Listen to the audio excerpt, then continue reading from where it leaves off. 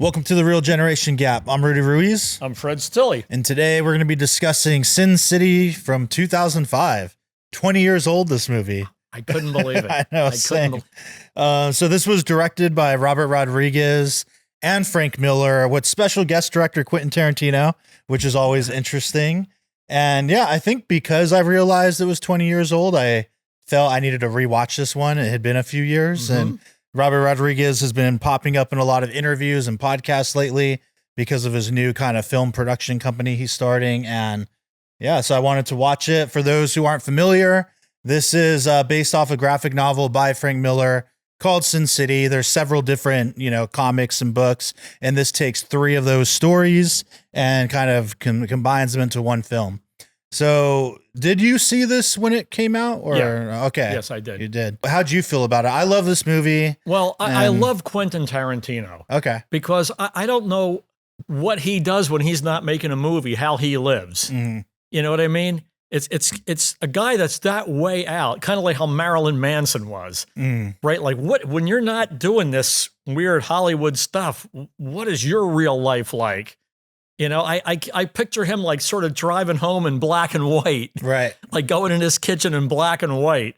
He's really a unique filmmaker. And this is, to me at the time, this was like his opus. Mm-hmm. I could really see his influence there. So yeah. Well, and he just did one of the scenes, but do you know which scene he did? Tell me. It's the Benicio del Toro decapitated, or not half decapitated in the car when he's talking to Clive Owen, right? And they get pulled over by the cops. I believe it was that whole little scene, just the two of them in the car together. I mean, when it came out, there was nothing like it because it's a comic book, that came to life, and it's you've said it many times, like each frame. Each frame could be a poster. Yeah. There are these scenes that bang, bang, bang, with the girl gang. Yeah. That's one of my favorite. They all have their specialty. There's the samurai girl, and, so cool. For a real departure from reality, this is a movie. Yeah, truly like an escapist kind of film. And the ultimate, comic book adaptation. Like talk about literally, like the way Robert Rodriguez described it was, he read the comics and he's like, I just want the pictures to move. And that's what they accomplished. Like you can tell, and there's a lot of side by sides you can see of the real panels on the page versus what they shot. And clearly the book was basically a storyboard for the movie. Right. And 2005. So this is pretty early on when digital filmmaking was still in its infancy. How did they make Rutger Hauer so big? How did they do that? He's not really like that. Yeah, lenses and angles. Man, what a phenomenal character he was. Yeah, as the kind of the father or pastor. I forget his name, but just evil. And then Elijah Wood being his Kevin, his evil ninja cannibal, like kind of protege is very strange. But that was surprising. Elijah Wood, his career after that, you would have never imagined. Yeah. There's a guy who's not typecast. Yeah. Right. Yeah. It's cool that he got this run. This would have been I think in the middle of the Lord of the Rings trilogy, because I think Return of the King was 2007 or maybe even the same year. So it was in that same kind of time frame. And right. I remember when I first realized it was him. Because the first time you see him, he's completely blacked out, but you just get the white glasses. Yeah, that's a good creepy thing. Yeah, such a great shot. And then more and more you get into seeing that it's Elijah Wood just in this crazy, crazy role. It still holds up really well. This is a movie that was shot entirely on green screen.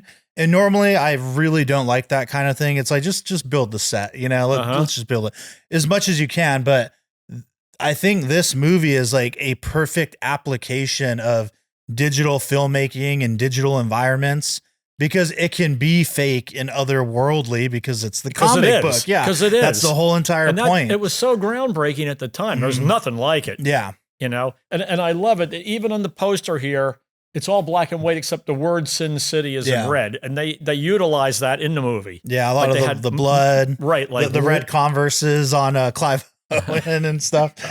The yellow bastard. What'd you think of the three different stories? Do you have a favorite? We have the Marv avenging Goldie. We've got Hartigan trying to rescue Nancy from the pedophile. And then we have a Clive Owen, with all the girls in Old Town and the, corrupt cops and whatnot. The three of them, they combine so well. Yeah. That I don't even think of the movie that way. Mm. I think of it all as one whole. It's almost like one crazy night, like one, like all these things converging. And I like movies like that where a whole bunch of elements converge. Mm-hmm. And that's the reason why things happen the way they do. There's a movie, I think it's Dirty Larry and Crazy Mary or something like that where. Yeah, Dirty Mary, Crazy Larry, I think. Yeah. Yeah. And in the beginning of the movie, they show a train leaving. Mm-hmm. And then like you'd see a train pulling out of a depot or something with lots of cars. And then they have like 10 minutes of the movie. And then you see the train like in another state. Yeah. And then like they have another 10 minutes of the movie. You see the train in another state. And at the end, they're driving the Dodge Charger across like a railroad thing and the train hits it. So it's like all the way then the die was cast. Yeah. Like that train was on a collision course with that car. Yeah. And that's how this is. There's just so many, the collision course. I really love it. I think it's timeless. Yeah. It's almost like you can't beat it.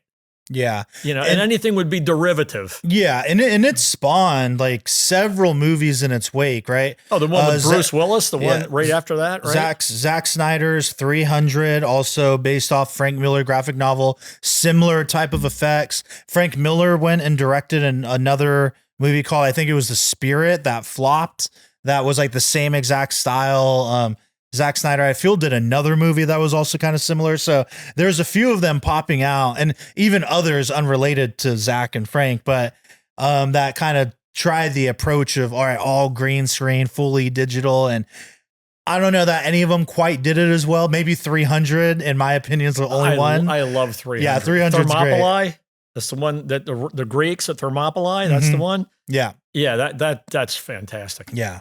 Yeah. That's one I got to see again. For me, not that we're going to review that now, but when you have humans that are cartoonized, and it makes them able to be like bigger or stronger or dressed in such a way, or that's just amazing filmmaking. Yeah. That's amazing. Yeah. I got to say too, I mean, on the filmmaking tip and why I admire this even further, besides it kind of being trend setting at the time. And I think you said it really well. It is timeless. Like it holds up 20 years later. You can go back and watch it and it's like, wow, what an amazing feat that they just did at that point. How many guys go, Goldie, Goldie, Yeah. And the monster, that's his weakest. King Kong. Yeah. You know what I mean? It's King Kong and Fay Ray, Yeah. He's, the only thing that matters. Mm-hmm. Oh man. She was nice to me. She was nice to me. I love that. Yeah, that's probably my favorite storyline is Marv, Mickey Rourke, trying to avenge her. And Robert Rodriguez, I feel, doesn't get enough credit for some of the actors he's put on. Like, because up to this point, Mickey Rourke wasn't really doing much, and it was pretty low key.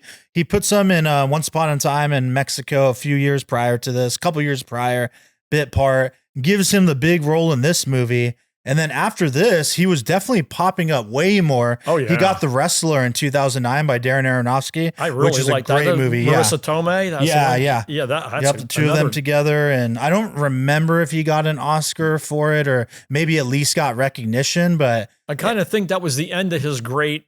Yeah, it was like a few years after that, he back. Started with the boxing and the plastic surgery. He just started to become a mess, But he certainly was great in that one. Mm-hmm.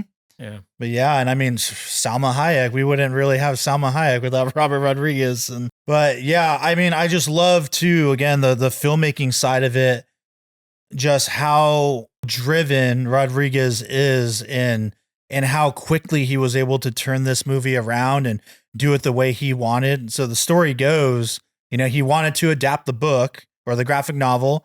Frank Miller never sold the rights to anybody because he was kind of dicked around with Hollywood before. So he's like, I'm not going to do that anymore. So Rodriguez shoots some tests at his own home studio, green screen, of the black and white to see how it would work. Man. He goes to Frank Miller. His own home studio. Mm-hmm, yeah. So he goes to him and he's like, hey, man, I'll tell you what. Here's some tests. It looks pretty cool. Let's fly you out to Austin. I'll bring you out for like a weekend, and then I'll get some actors through and we'll shoot one of the scenes. And if you like what you see, if it's cool, right, you screen test it. Yeah, then we'll make the movie. And if not, then it's fine. We had fun. There's the little scene we did. Cool. So he brings them over, and this is all within like a month, I think he says. And he gets Josh Hartnett and Marley Shelton, and they shot the opening scene of the movie. Mm-hmm. So that opening scene was the test, and they used it for the actual film. Wow. And that's how he sold not only Frank Miller, then Frank Miller was like, yeah, I'm in, let's do it. But he made the credits with all the actors that he wanted, including Bruce Willis. Right. And he talked to Bruce Willis and he's like, hey man, look at this. Shows him the scene. His name comes up. That's the part I want you to play. Right. And he's like, yeah, let's do it. So he like got everybody in, and they shot it just like down and dirty, man, like super fast, and got everyone in and out, very efficient. I think from that concept of them doing the opening scene together, within the same year, like 6 months or so, the movie was done. Everybody knew it was great when they saw it. Yeah.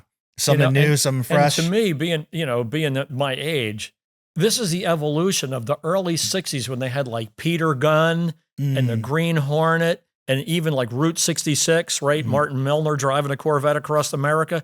Everything was so stark, and it wasn't black and white because it was black and white. Yeah. That's what they had, right?